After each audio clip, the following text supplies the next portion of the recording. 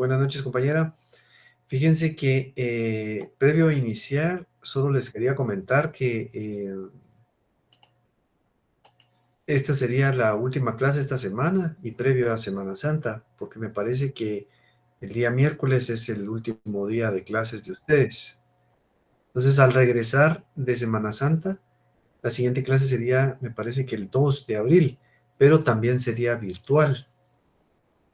Entonces, 2, 3, 4, sí, la del 2 y el 4 de abril serían virtuales.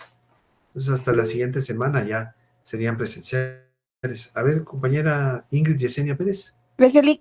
Lick, solo con una observación, tengo entendido que tenemos parciales, Lick.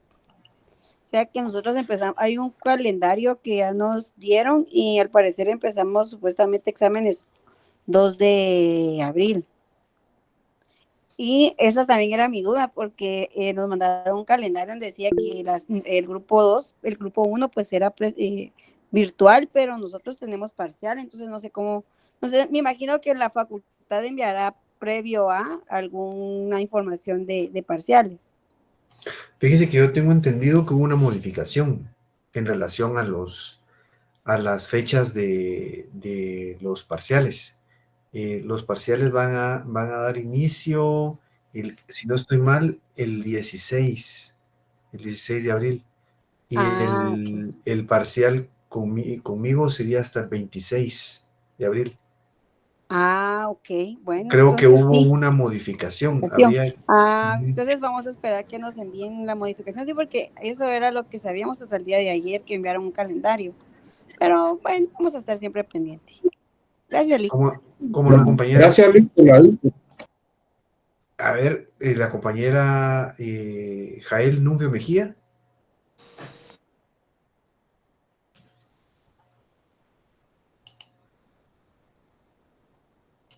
Levantó la mano la compañera Nuncio Mejía. Sí, Lick, buenas noches, con Buenas una noches. consultita. Sí. Fíjese, Lick, que yo le había escrito a su auxiliar porque es su primer filtro antes de llegar a usted, ¿verdad? Pero no me respondió con respecto a que yo le había solicitado que se me realizara una revisión del examen porque mi nota no me parece, entonces ya no me respondió y como ya no fuimos, entonces no sé Ujú. cómo procede o qué Lo debo que hacer. pasa, lo que Disculpe. pasa es que todavía tenemos creo que una semana y pico antes de que empiecen los parciales. Entonces, ahí podríamos platicar. Está De bien, la, Lick, muchas Creo que es la gracias. segunda semana de abril, que ya es presencial. Entonces, ahí Ah, ya. Ujú. está bien, Lick, gracias. ¿Cómo no, compañera? A ver, la compañera Carla Sierra. Muy buenas noches, Lick. Gracias. Solamente te quería consultar. Fíjese que tenía yo la prueba el día de hoy con usted. Fui a la Sí, compañera. facultad, como Ujú, cambiaron, que estamos virtual, no tenía cómo comunicar y le hablé a la persona que tiene a cargo el chat, pero ujú. no respuesta. No sé si podemos hablar al final de la clase para que me gire las instrucciones o usted me dirá. Será la prueba será todavía hasta que estemos presenciales. Ok, No le puedo hacer la prueba virtual sí, sí, porque sería. no está Ok, autorizado ahorita. Entonces no, es cuando regresemos. perfecto, licenciado, así lo haremos. Muy amable, oye, gracias. ¿Cómo no, compañera? Muy bien, compañeros. Entonces empezamos con la clase. Ya habíamos platicado de las diversas situaciones que se presentan en virtud de de la cantidad de sujetos que pueden existir en una obligación, ¿verdad? Entonces, derivado de la cantidad de sujetos que existen en una obligación, compañeros, eh, así se clasifica la- las obligaciones, se clasifican en virtud de los sujetos. Por eso es que existe la mancomunidad y la mancomunidad simple y la mancomunidad solidaria. La mancomunidad solidaria es la que hemos estado viendo en las últimas clases, compañeros, pero ¿cómo es que se termina la mancomunidad solidaria? ¿Cómo se extingue la mancomunidad solidaria? Hay dos vías, la vía principal y la vía derivada o consecuencial. La vía principal se extingue por dos casos. Primero, por la muerte del deudor. En este caso, cuando uno de los deudores solidarios muere, entonces entran a aplicarse las sucesiones. Entonces, los herederos del deudor solidario no quedan solidariamente vinculados entre sí. O sea, no hay solidaridad entre los herederos. Pero como los herederos forman o tienen la herencia de uno de los deudores en relación a los deudores originales, ahí sí son solidarios. Es decir, existen los deudores A, B y C, y son solidarios, son mancomunadamente solidarios. Pero el deudor C fallece. Entonces, del deudor C hay 3 herederos. De esos 3 herederos, entre ellos el heredero 1, el heredero 2 y el heredero 3, no son solidarios entre sí. Pero como ellos están representando al deudor C, con los otros 2 deudores sí son solidarios.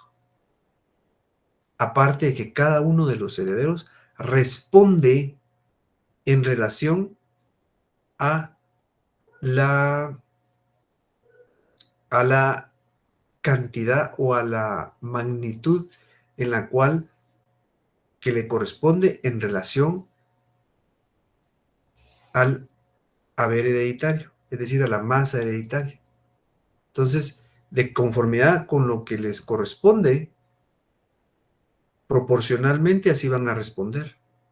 Es posible que solo tengan una parte de la masa hereditaria, a un 10%. Únicamente sobre ese 10% van a responder. Veamos el artículo 1372, por favor, compañeros. Dice el artículo 1372, cada uno de los sucesores de un deudor solidario estará obligado a pagar la cuota que le corresponde en proporción a su haber hereditario, salvo que la obligación sea indivisible, pero todos los sucesores serán considerados en conjunto como un solo deudor solidario en relación a los otros deudores. Es decir, como les decía yo, los herederos del deudor C van a ser solidarios en relación al deudor A y al deudor B, pero todos ellos, entre todos ellos, no son solidarios. Entre los herederos en sí, no son solidarios. Es una situación un tanto interesante, ¿verdad, compañeros? Porque son solidarios en relación a los herederos iniciales, pero entre ellos, a los deudores iniciales, pero entre ellos los deudores no son solidarios, no se encuentran vinculados y responden únicamente en relación a la proporción de la herencia que les tocó. Puede ser que la proporción, que la herencia sea sobre un 100% y de ese 100% solo me ha tocado un 20%, entonces sobre esa proporción yo voy a responder. Eso es cuando muere uno de los deudores. A ver, la compañera Zenaida Barrios. Licenciado, me queda una duda en esto. Sí. Pero digamos, los herederos en este caso, si ellos quieren, aceptan, y si no, no. La deuda, digamos. Ellos tendrían que aceptar la herencia. Esa es la cuestión. Y si no hay herencia. Porque puede ser que en algún momento no la acepten porque solo tiene pasivos, ¿verdad? Solo tiene créditos. Y en este caso, si no hay ninguna herencia. Ninguna herencia, si no tiene herederos. Entonces, en este caso. O sea, yo digo, si digamos, si fuera, estamos hablando, ¿va? Si fuera un padre que le deja, digamos, en este caso sería un padre que le deja una herencia a 3 hijos, podría decirse así. Lo que pasa es que no siempre es a través de una herencia. Puede ser que en determinado momento la persona no haya dejado ningún testamento. Entonces hay que iniciar un procedimiento sucesorio, intestado. Entonces ahí la ley llama a los herederos. Por ejemplo, tuvo hijos. Entonces son a los primeros que llama. Y al cónyuge supérstite, va, que es el cónyuge sobreviviente. Pero de conformidad con eso, así se va organizando la ley. Bueno, no tuvo hijos, entonces el cónyuge, sino a sus padres. Entonces, de esa manera logra conformar quienes pueden en determinado momento ser sus herederos, ¿verdad? Lo que pasa es que puede ser que en determinado momento me dejen a mí una herencia grande, ¿verdad? Pero cuando yo la reviso está cargada de pasivos, tiene deudas. Entonces, eso es algo que en determinado momento el legislador quiso colocar el legislador aquí en relación a si existen herederos, cuál va a ser la función que tengan en relación a los deudores originales. Que el causante, digamos, ¿verdad?, haya sido deudor solidario. Entonces, si existen los herederos, el procedimiento va a ser este. Y va a dejar sin efecto la solidaridad. No sé si respondo su pregunta, compañera. Sí, licenciado, muchas gracias. A la orden. A ver, el compañero Eric Giovanni Medrano. Licenciado, yo tengo una duda. En conforme a la extinción, o sea, de que si muere uno de los deudores, la porción o la parte alícuota que le toca que pagar al acreedor la absorben sus herederos, Sí, más no los deudores que están en conjunto. Eso es lo que yo entiendo. así es. Ok, gracias. A la orden, compañero. Ahora veamos la otra forma cómo se extingue la obligación. La obligación se extingue también por la renuncia del acreedor, ¿verdad? Que en determinado momento el acreedor puede disponer de sus deudas, ¿verdad? Si yo en determinado momento otorgué un préstamo y digo, bueno, realmente el beneficio va a ser para mí como acreedor, ¿verdad? Y la pérdida, si no se cumple, va a ser para mí. Yo digo, bueno, ya no quiero, ya no voy a exigir esta obligación, ¿verdad? Porque hay casos así, realmente, aunque sea un tanto extraño, pero sí hay casos en los cuales hay deudores que pueden perdonar la deuda, pueden renunciar a la misma. Entonces, si un deudor renuncia a la totalidad, entonces ahí ya no tiene sentido, ya no hay solidaridad en relación a los deudores. Pero la situación es cuando renuncia parcial o individualmente, ¿verdad? Es decir, de los deudores solo va a afectar a uno o a algunos, pero no a todos. Entonces ahí es donde existe una serie de circunstancias y situaciones que se presentan y que la ley señala, ¿verdad? Por ejemplo, en la renuncia parcial que hace, ¿verdad? ¿Qué va a pasar cuando extingue la solidaridad en relación a uno de los deudores? Ya sea porque le perdonó la deuda, porque le cobró solo a él. El artículo 1367, compañeros, dice: si uno de los acreedores solidarios libera solamente a uno de los deudores solidarios, ese hecho no altera los derechos de los demás acreedores, ni las obligaciones de los demás deudores por el resto de la obligación. Entonces, fíjense que aquí el acreedor solo va a liberar a uno, Pero eso no quiere decir que los demás deudores ya no sean solidarios. Supongamos sean 3 los deudores, A, B y C, y al deudor B, ya sea que le condonen la deuda o que le exijan el pago nada más a él lo que le corresponde, no la totalidad. Ahí se extingue la obligación, perdón, se extingue la obligación y la solidaridad para ese deudor. Pero para los demás deudores, no. Ellos van a seguir siendo deudores solidarios y todos sus derechos y obligaciones van a permanecer iguales. Entonces, en este caso, de esto se pueden derivar 3 casos específicos. El primero, por remisión o condonación de la deuda, es decir, por perdón de la deuda, que el acreedor le perdone la deuda a uno de ellos nada más, a uno de los 3. Si le perdona la deuda, los demás van a seguir siendo deudores solidarios. Ahí no hay otro camino. Este segundo punto puede ir un tanto en contra de la lógica de la mancomunidad solidaria, porque la mancomunidad solidaria es que uno puede responder por los demás, ya sea como acreedor o como deudor. Supongamos un ejemplo. El deudor A, B y C. El deudor C puede responder por la totalidad de la deuda y después cobrarle al deudor A y B lo que puso por ellos, cómo cumplió él con la totalidad de la obligación.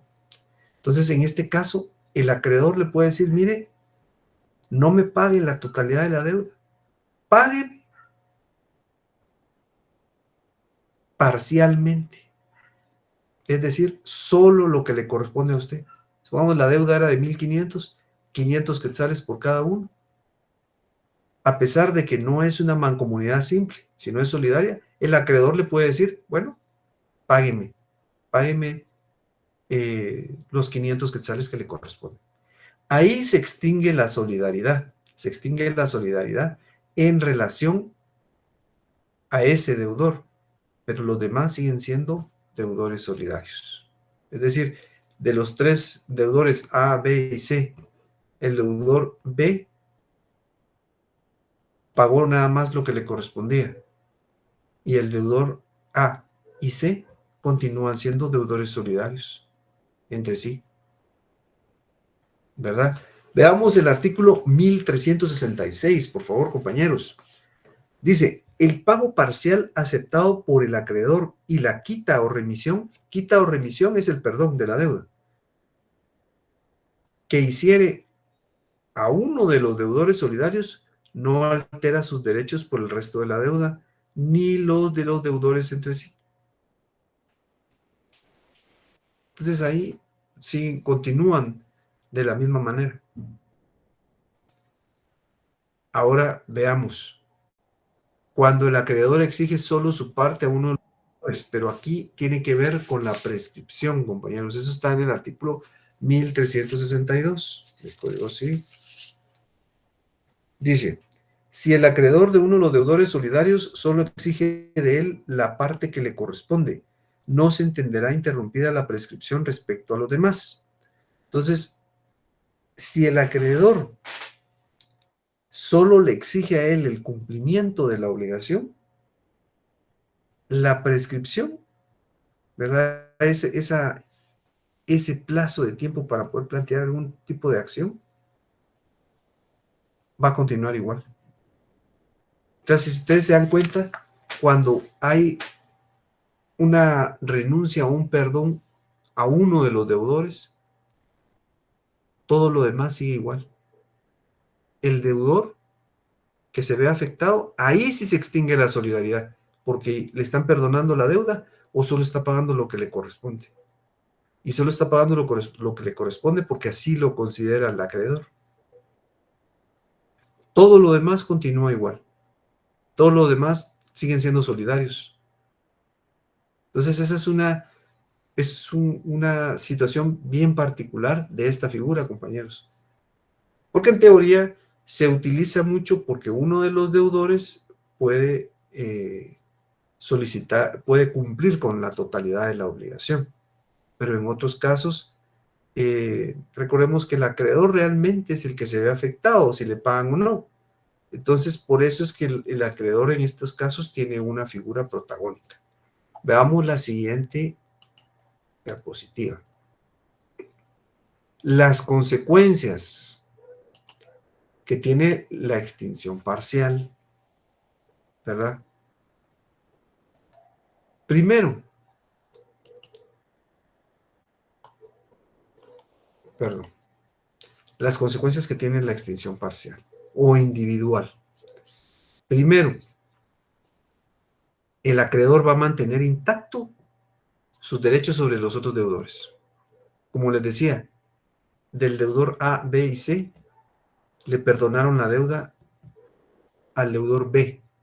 Entonces el deudor B ya no tiene, ahí se extinguió la solidaridad, pero el deudor A y el deudor C no, ellos continúan siendo solidarios. Es decir, puede venir el acreedor y pedirle al deudor A y al deudor C, al deudor A que pague toda la deuda, y después el deudor A solicitarle al deudor C que le pague lo que él puso por él. El deudor B ya salió, él ya no, porque le perdonaron la deuda. Entonces, a lo que quiero llegar aquí es que si a uno de los deudores solidarios le perdona la deuda, entonces hay una extinción parcial. Le perdonan la deuda o paga únicamente lo que le corresponde.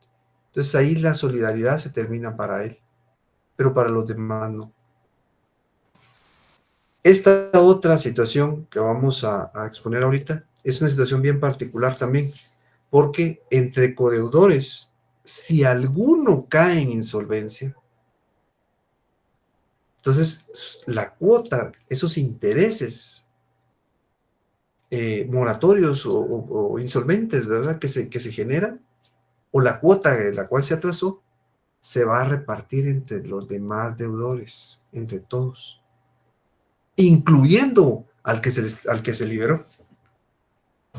Puede ser que a mí me hayan perdonado la deuda, pero aparece un insolvente, entonces eso se va a repartir entre todos los deudores, incluyendo al que se le perdonó la deuda y que ya no es solidario. Eso es algo bien interesante que tiene esta figura. Veamos el artículo 1370, por favor, compañeros. Dice, si el acreedor hubiere renunciado a la solidaridad respecto a uno de los codeudores y otro de ellos cae en insolvencia, la parte de deuda del insolvente será repartida proporcionalmente entre todos los deudores, comprendiendo al que había sido liberado de la solidaridad. Entonces, aunque haya sido liberado, va a tener que responder. Si el acreedor quiere liberarlo, que es la siguiente causal, el acreedor va a tener que asumir esos gastos, esa parte que le corresponde. Y eso está precisamente en el último párrafo del artículo 1370. Dice, sin embargo, si se comprueba que el acreedor quiso liberar de toda obligación al deudor, respecto del cual renunció a la solidaridad, la parte proporcional de esta quedará a cargo del acreedor. Entonces, en determinado momento, así se considera, el acreedor tendrá que asumir ese gasto. Supongamos que en este caso, donde hay uno que está insolvente, uno de los deudores que está insolvente, entonces esa cuota se va a repartir entre todos, ¿verdad? Incluyendo al que liberaron. Pero si quiere liberarlo totalmente, el acreedor puede asumir esa parte, ¿verdad? Esos gastos. Los puede asumir y el deudor se queda totalmente libre. Entonces eso es de tenerlo en consideración. Esto es como son consecuencias que tiene la extinción individual o parcial. ¿Vale? La extinción total no, porque abarca a todos los deudores, pero la parcial o individual sí, tiene unos efectos bien particulares, porque solo al que se le está perdonando, ahí se termina la solidaridad para él, los demás continúan igual. Incluso esta situación en la cual si uno queda insolvente, se va a repartir entre todos, incluyendo al que se liberó.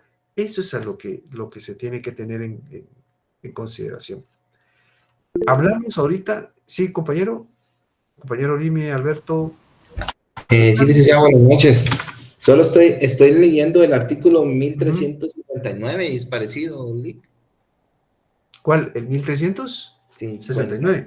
59. 59. Sí. El artículo 1359 dice: si uno de los deudores solidarios resulta insolvente, la parte que le corresponde en la obligación se distribuirá a prórrata entre los codeudores solventes y el que hizo el pago. Sí, es muy similar, muy similar. Pero en este caso hace referencia al hecho de que se está terminando la solidaridad. Hay un perdón de por medio, el cual no está en el artículo 1359. Ahí es otra la causal.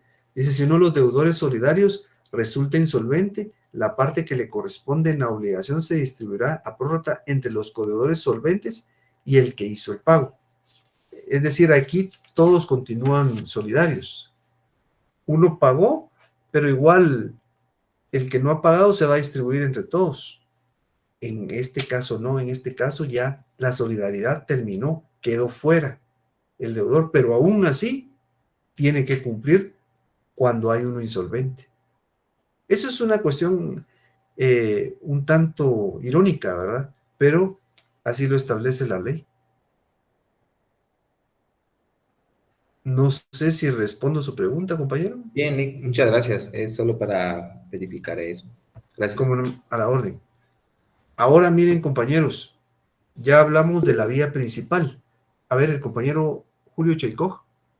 Sí, gracias, licenciado. Buenas noches.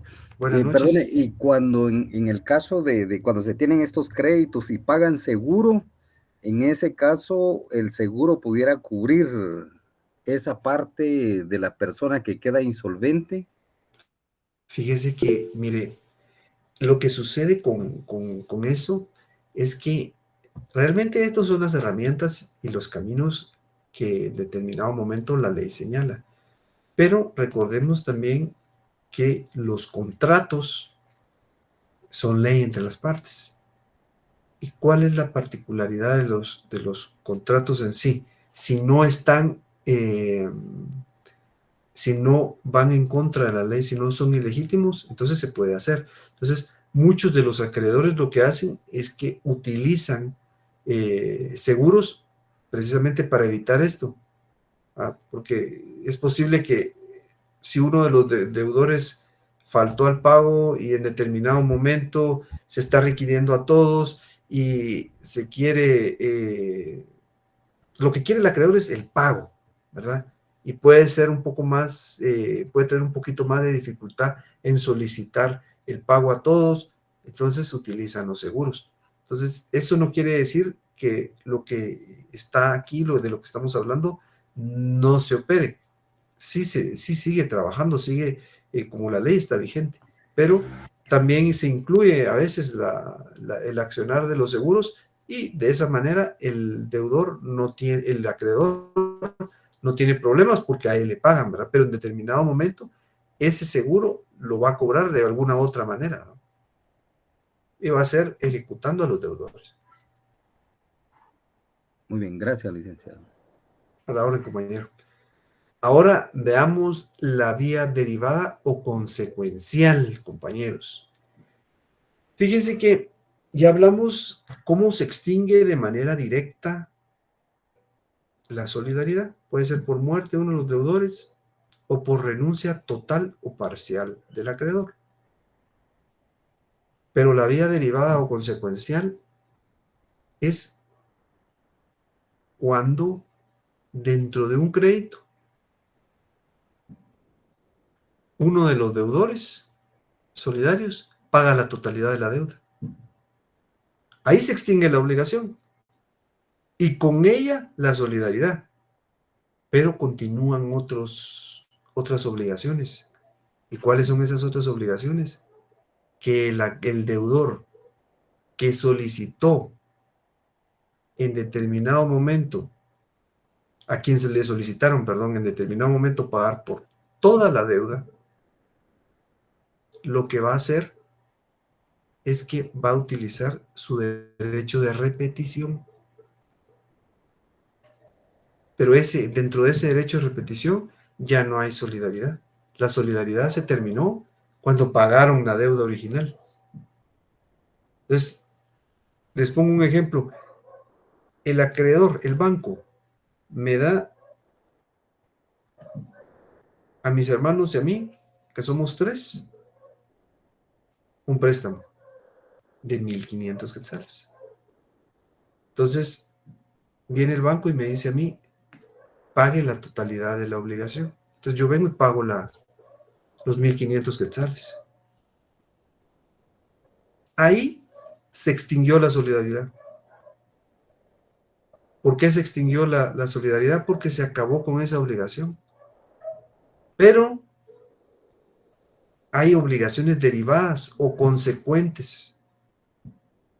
Como consecuencia del pago de esa obligación, hay otras obligaciones que se derivan. Porque yo le voy a decir a mis hermanos, bueno, ahora paguen ustedes a mí, porque yo pagué por ustedes. Esa es la vía derivada o consecuencial. Con el pago de la obligación inicial, ¿verdad? De la obligación original, de la obligación principal, ahí se acabó la solidaridad, porque se cumplió con ella, se dejó ya sin efecto. Únicamente subsisten obligaciones posteriores, ¿verdad? Que se derivan de la obligación principal, que son las que al momento de ejecutar el derecho de repetición. Entonces, por eso es que se le denomina vía derivada, ¿verdad? O consecuencial, porque son obligaciones que se derivan del crédito principal, que son las del derecho de repetición. Es decir, voy a repetir contra el otro para que me pague, ¿verdad? Pero eso también es una obligación. Entonces, esa es la vía derivada o consecuencia. Son 2 vías por las cuales se termina la solidaridad, ¿verdad? La vía principal y la vía derivada. Veamos ahora la siguiente diapositiva, compañeros. Fíjense que hasta ahorita nosotros habíamos abordado la clasificación que existe de las obligaciones de conformidad con el sujeto. Es decir, con la cantidad de sujetos que participan en una obligación. Porque la mancomunidad, eso es, ¿verdad? Es un conjunto de sujetos que participan dentro de la obligación. Y al participar dentro de la obligación, depende de cuántos acreedores hay, cuántos deudores hay. Entonces ahí hay otra clasificación, ¿verdad? Mancomunidad solidaria activa, mancomunidad solidaria pasiva, mancomunidad solidaria mixta. Pero también existen bienes, compañeros, esa realidad material de una obligación, como por ejemplo en una compraventa, una casa. Yo estoy vendiendo una casa, ese bien se va a trasladar de una persona a otra. Entonces, esa es otra clasificación de las obligaciones. Clases de obligaciones que se derivan en relación al objeto de la obligación. Entonces, para poder comprender mejor la clasificación que existe en relación al objeto, tenemos que tener claro qué es la prestación. Prestación es la actitud, compañeros, que asume el deudor de dar o no dar de hacer o no hacer. Derivado de esto, se presentan las obligaciones positivas y las obligaciones negativas. Las obligaciones positivas son las que se refieren al hecho de dar o hacer. Y las obligaciones negativas son las obligaciones que se refieren al hecho de no dar o no hacer. Entonces, aunque uno a veces considere que son un poco escasas, pero sí hay obligaciones de no dar, obligaciones de no hacer. Por ejemplo, dentro de un crédito se puede pedir, mire, dentro de los primeros 3 meses no deberá pagar, sino deberá pagar hasta hasta el cuarto mes con intereses y toda la cuestión, si se llega a ese acuerdo. Entonces, ahí hay una obligación de no hacer, ¿verdad? Una obligación una obligación de no dar o una obligación de no hacer.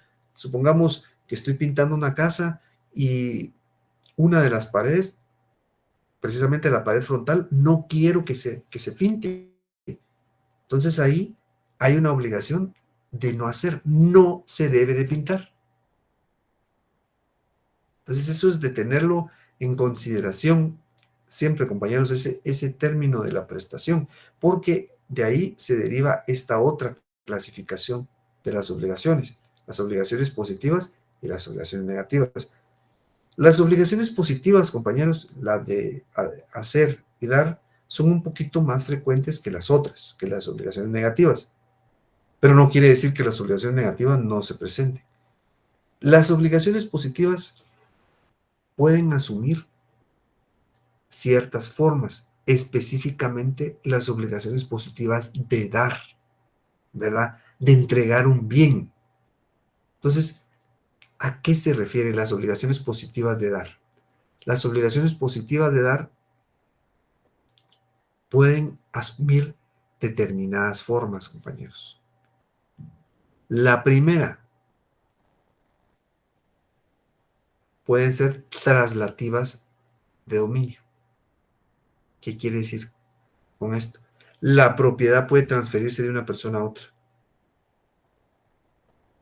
Un ejemplo, la compraventa. Voy a vender una casa. Me están pagando el dinero. ¿Cuál es mi obligación? Mi obligación es de dar. Tengo que entregar el bien. Estoy transmitiendo la propiedad de un bien.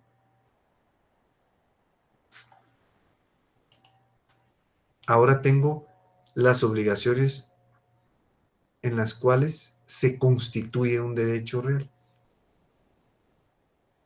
Puedo constituir un usufructo. ¿Se recuerdan que al inicio del curso hablamos sobre la conceptualización de obligaciones y la conceptualización de los derechos reales? Los derechos reales es cuando se tiene un poder inmediato y directo sobre un bien. Entonces ahí yo puedo constituir una limitación, un derecho real.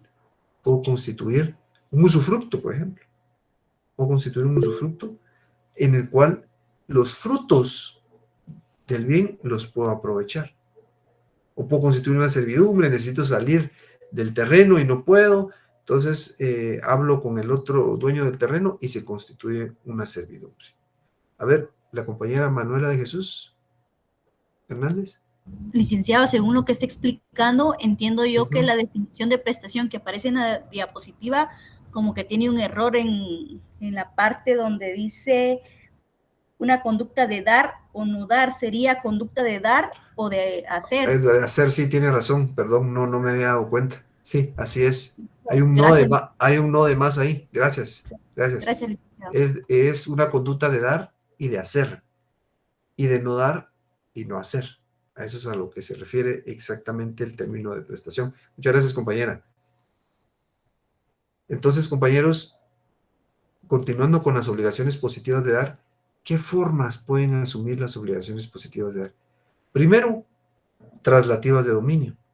Segundo, constitutivas de un derecho real, ¿verdad? Se puede constituir un derecho real sobre un bien, constituir el uso, usufructo, servidumbre. También hay otra forma que pueden adoptar las obligaciones positivas de dar, y es la restitución de la cosa ajena. Por ejemplo, yo voy a entregar al banco, guardo una cantidad de dinero en el banco. Tengo una cierta cantidad de dinero en el banco y voy a obtener beneficios de eso. Es un contrato de depósito. Si no entrego el bien, no voy a obtener beneficios. Pero al final, el bien es mío, a pesar de que yo estoy obteniendo los beneficios y lo tiene otra persona. Me lo tienen que entregar de regreso. En algún momento me pueden dar de vuelta mi dinero, me queda a mí. Entonces, eso es la restitución de la cosa ajena, compañeros. Así se le denomina, restitución de la cosa ajena. Y por último, las que hemos estado platicando dentro de estos últimos días. Hemos hablado mucho de los contratos de préstamo, los créditos, ¿verdad, compañeros? Ahí nosotros tenemos que devolver el dinero, entregar el dinero, dar el dinero. Es una obligación positiva de dar. Entonces, a eso se le denomina pago de lo debido. Entonces, las obligaciones positivas de dar pueden adoptar las siguientes formas, compañeros. La primera, traslativa de dominio. La segunda, constitutivas de un derecho real. La tercera, restitución de la cosa ajena. Y la cuarta, pago de lo debido. Eso es lo que engloban estas obligaciones, compañeros, las obligaciones positivas de dar. Entonces, de conformidad con el objeto de las obligaciones, hay una clasificación distinta a la que existe de conformidad con el sujeto. Veamos ahora cuáles son los efectos que existen en las obligaciones de dar, compañeros. El artículo 1320 engloba lo que son las obligaciones positivas de dar. Dice el artículo 1320. La obligación de dar cosa determinada comprende su entrega y la de sus accesorios y pertenencias, así como los frutos que produzca desde que se perfeccione el convenio. El deudor es responsable asimismo de su conservación hasta que se verifique la entrega. Fíjense, compañeros, que muchas veces no es únicamente entregar el bien. El bien puede tener accesorios. Supongamos una computadora y entrego la computadora, pero los cables y todo lo demás no lo entrego. Entonces, una computadora, supongamos una computadora de escritorio que todo lo tiene subdividido, ¿verdad, compañeros? Entonces, ahí hay accesorios de la computadora que deben de entregarse. Entonces, eso también forma parte integral del objeto, ¿ya? Hay objetos que tienen accesorios y que deben de entregarse, porque realmente el fundamento, en este caso, es de dar, ¿verdad? Hay que entregar un bien. Entonces, ¿cuáles son los efectos de las obligaciones de dar cuando nos referimos al deudor? Primero, se tiene que entregar la cosa debida, ¿verdad? El bien. Si estamos ante una compraventa, alguien nos pagó, tenemos que entregar el bien. Segundo, entregar los accesorios y pertenencias. Es posible que el bien tenga accesorios, ¿verdad, compañeros? Como les decía, una computadora. Por ejemplo, un carro. Mire, pero también me tiene que dar la llanta de repuesto, las llaves que tiene. Entonces son accesorios que deben de entregarse, ¿verdad? También debe de entregar los frutos. Probablemente el bien que se entregó tenga árboles frutales o algo así. Los frutos que se obtengan se pueden solicitar y se tienen que entregar. Supongamos en la constitución de un derecho real, un usufructo. El usufructo es el uso, el uso y disfrute de los frutos del bien. Como yo como usufructuario puedo en determinado momento arrendar un bien y obtener esos frutos. Entonces, los frutos también deben de entregarse, ¿verdad? Desde que se contrajo la obligación. Y por último, si estamos ante un contrato de depósito, por ejemplo, ¿verdad? Como les comentaba, cuando uno abre sus cuentas de depósito, de ahorro o monetarias, entonces se debe conservar el bien en buenas condiciones hasta que se produzca la entrega. Fíjense que les comentaba, les he puesto algunos ejemplos de cómo era la telefonía muy al inicio, ¿verdad? Y al inicio se utilizaba mucho el contrato de comodato. En la actualidad creo que se sigue utilizando, pero en menor manera, porque pues, hay nuevas tecnologías como la tecnología prepago. Entonces, en este caso, de la obligación en la cual se debe de conservar la cosa, les ponía este ejemplo porque creo que tiene mucho que ver. Y fíjense, compañeros, que en ese momento uno podía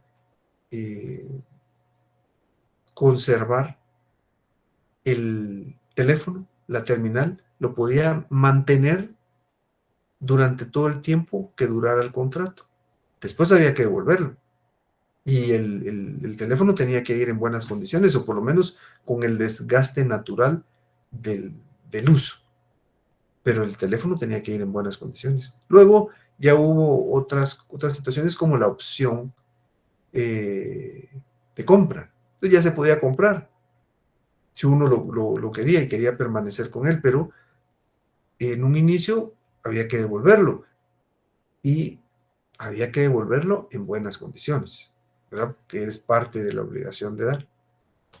¿Qué efectos tiene del lado del acreedor, compañeros? ¿Verdad? Ya vimos que son los efectos del lado del deudor. ¿Qué efectos tiene del lado del acreedor? Primero, tiene que exigir la entrega de la cosa, ¿verdad? O sea, yo pagué por una casa, me la tienen que dar. Exigir la entrega de accesorios y pertenencias. Fíjense que ahora necesito que me entreguen mi computadora, pero no me han dado el cable para poderla conectar. Por favor, entréguenmelo, ¿verdad? Y exigir la entrega de los frutos. Hay bienes y situaciones en las cuales sí hay frutos que se generan. Máxime si estamos constituyendo un usufructo, ¿verdad? Y, por favor, el bien que se va a entregar, que se entregue en buenas condiciones. Esto, compañeros, engloba todo lo que son las obligaciones positivas de dar, ¿verdad? Que son las más frecuentes, compañeros, realmente, pero las otras no quiere decir que no se presenten, también se presentan, pero estas son más frecuentes. Lo que hemos platicado, por ejemplo, de los créditos, eso es una obligación positiva de dar. El banco me está dando dinero, yo se lo tengo que devolver. Tengo que darle el dinero. Entonces, todo esto engloba una parte distinta a la clasificación de la que habíamos estado platicando, ¿verdad? Clasificación de las obligaciones de conformidad con la cantidad de sujetos que participan.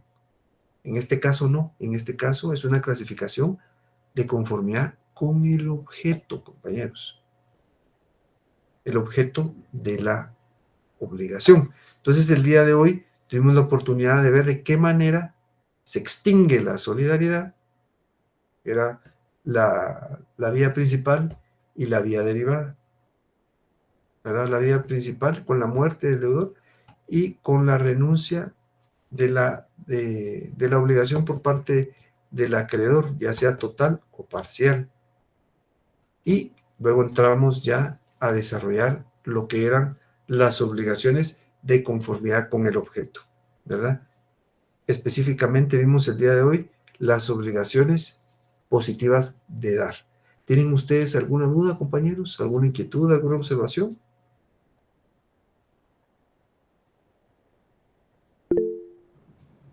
Estamos bien, licenciado. Muchas gracias, compañero. A ver, el compañero Eric Giovanni Medrano. Sí, licenciado, sí, solo comentarios sobre como usted utilizó la palabra irónico sobre el artículo 1370 y el 1372, de que en una porque se murió, pues me parece irónico de que le cobren a los herederos del causante, o sea, el deudor, y en el otro, solo porque no pagó uno, se reparten la cuota de él entre los deudores. Sí, exactamente. Más que nada. La verdad me parece muy irónico que lo hicieran, o sea, que esté estipulado de esa manera, ya que estando ya fallecida la persona, pues sería mejor que se repartieran y no cobrarle a los herederos, ¿verdad? Pero bueno, solo ese es mi comentario, licenciado. ¿Cómo no, compañero? Muchas gracias.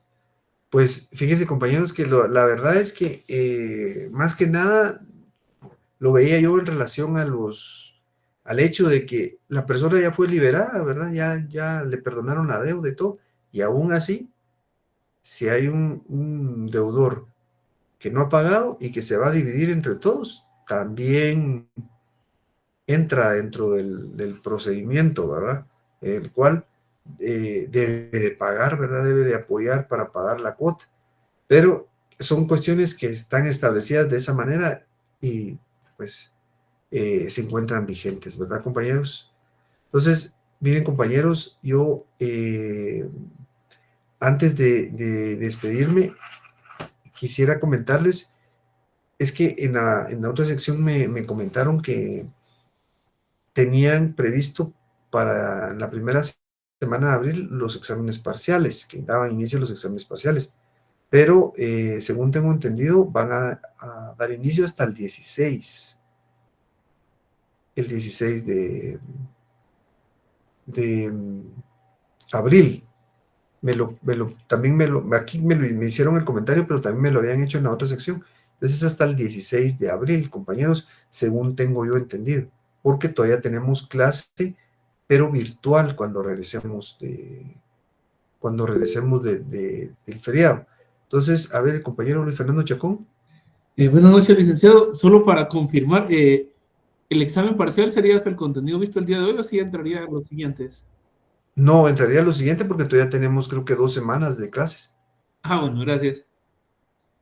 Entonces se los comento precisamente por esta situación, compañeros, porque según tengo entendido, los exámenes van a empezar hasta el 16. Entonces todavía tenemos un par de días donde vamos a abordar otros temas.